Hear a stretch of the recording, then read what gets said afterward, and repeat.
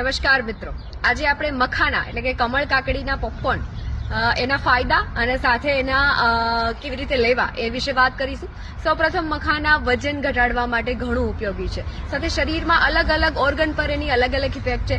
વાત કરીએ આપણે ડાયાબિટીસની, તો મખાનાની અંદર ગ્લાયસેમિક ઇન્ડેક્સ બહુ જ ઓછો હોય છે, જેનાથી એ ડાયાબિટીસ માટે કોઈ નુકસાન કરતા નથી. તમે આરામથી એને ખાઈ શકો છો, નાસ્તામાં લઈ શકો છો, સાથે એની અલગ અલગ રેસીપી પણ બનાવી શકો છો.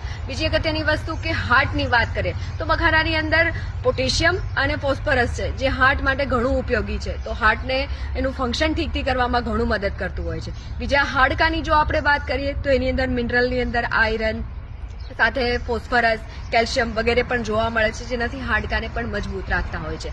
સાથે વિટામિનની જો આપણે વાત કરીએ તો વિટામિન એ, ઈ, કે અને બી કોમ્પ્લેક્સ આખો જે મખાનામાંથી મળતો હોય છે, જે વિટામિન ઘણા અગત્યના હોય છે શરીર માટે.